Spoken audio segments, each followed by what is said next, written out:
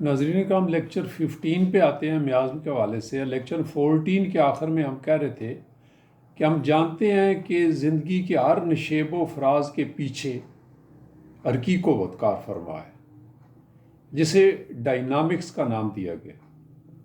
اور اگر اس بات کو مان لیا جائے تو کیا ہمیں ہر پیتھالوجیکل مسئلے کے پیچھے اس حرکی قوت کو نہیں دیکھنا چاہیے؟ کیا اس کی اہمیت کو نہیں سمجھنا چاہیے؟ اور یہ قوت حیات ڈائنامسٹی ہے جسے ہم لائف فورس کہتے ہیں، اور جب یہ نارمل آلات میں چل رہی ہوتی ہے تو جسمانی نظام درست فزیالوجی کے تحت کام کر رہا ہوتا ہے، یعنی زندگی کے معمولات نارمل جا رہے ہوتے ہیں۔ لیکن جب یہ ایک اور حرکی قوت یا ایک اور تخریبی قوت کے تابع ہو جاتی ہے، اس کے زیر اثر آ جاتی ہے، تو پھر یہ اصلی حالت میں نہیں رہ پاتی، ڈسٹرب ہو جاتی۔ پھر یہ زندگی کی توانائی بخش صفات سے محروم ہو جاتی ہے قوت حیات۔ دیکھیں، بیماری جب بھی جسم انسانی کو متاثر کرتی ہے تو اس کے نتیجے میں پیتھالوجی پیدا ہوتی ہے، اور وہ کم و بیش تمام مریضوں پر ایک طرح کا اثر ڈالتی ہے، لیکن اس سے جو علامات پیدا ہوتی ہیں وہ ہمیں مریضوں کی الگ الگ پہچان کراتی ہیں، جس وجہ سے دعا کا انتخاب آسان ہو جاتا ہے۔ لہذا اس حوالے سے پیتھالوجی ایک آقا کا نہیں بلکہ ایک غلام کا کردار ادا کرتی ہے۔ اگر دیکھا جائے تو ایک درد کش معالج، یعنی ایک پین کلر ڈاکٹر، جو ایک پیتھالوجیکل تھراپیوٹسٹ ہے، کیونکہ جب بھی وہ کوئی پین کلر دوا کسی بھی شکل و صورت میں استعمال کراتا ہے تو جانتا ہے کہ مریض کا درد وقتی طور پر دور ہوگا، اور جب اثر ختم ہوگا تو مزید بڑھ جائے گا۔ روزمرہ کا مشاہدہ ہے، اور ہم دیکھتے ہیں کہ یہ کچھ لوگ یہ دعویٰ کرتے ہیں کہ وہ کسی قاعدے قانون کی پابندی نہیں کرتے۔ تو سوال یہ پیدا ہوتا ہے، کیا ایسے معالجین کو ہمارے علاج کا حق پہنچتا ہے جو کسی قانون کے پابند نہیں، جو کسی اصول کی پرواہ نہیں کرتے؟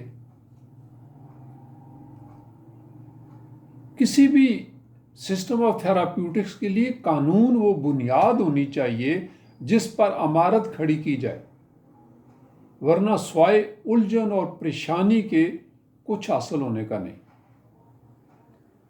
لہذا ہم پیتھالوجی کو سامنے رکھ کر بالمثل کا قانون نہیں بنا سکتے، کیونکہ پیتھالوجی پورے کیس کا احاطہ نہیں کرتی، جبکہ یہ علامات ہی ہیں جو پیتھالوجی کے پس منظر میں ہوتی ہیں، اور یہ وہ علامات ہی ہیں جو ہمیں بنیادی سبب تک پہنچا سکتی ہیں۔ یہ علامات ہی ہیں جن کی بنا پر ہم ماں اور اس کے والدین کی پیتھالوجی تک پہنچ جاتے ہیں۔ لہذا ہمیں بیماری کا کھرا ڈھونڈنے کے لیے اس دریا کا ماخذ تلاش کرنا پڑے گا جن چشموں سے یہ نکل کر آ رہا ہے۔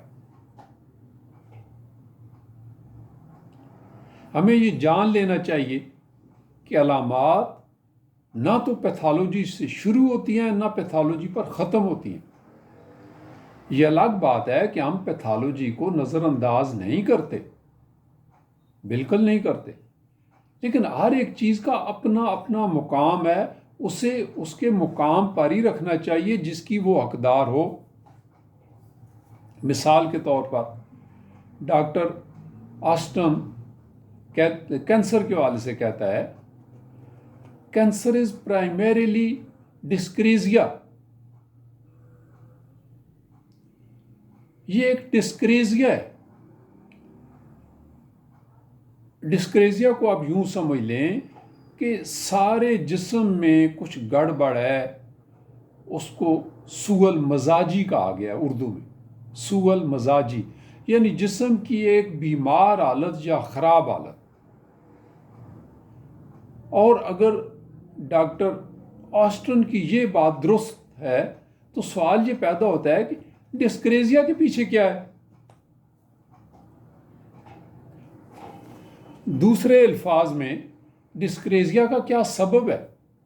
یہاں ان لوگوں کی ساری تفتیش اور تحقیق ٹھپ ہو جاتی ہے جو مادی نظر سے ان بیماریوں کو دیکھتے ہیں، جو پیتھالوجیکل کی نظر سے ان بیماریوں کو دیکھتے ہیں اور ڈائنامسٹی کو نظر انداز کر دیتے ہیں، ان کی ساری تفتیش اور تحقیق ٹھپ ہو جاتی ہے، سوائے ہانیمن اسکول آف تھاٹ کے، جس نے کئی رازوں سے پردہ اٹھایا ہے اور وہ دعوت دیتا ہے کہ آپ ہومیوپیتھک فلاسفی کو اسٹڈی کریں، اس سسٹم کو اپنے تجربوں میں لائیں تاکہ آپ ان رازوں سے واقف ہو سکیں جو بیماری کے پیچھے ہیں۔ تو دوستو، یہاں پر ہم اپنا لیکچر 15 ختم کرتے ہیں اور لیکچر 16 میں اسی سلسلے کو وہاں سے شروع کریں گے جہاں پر ہم نے ختم کیا۔ Thank you so much.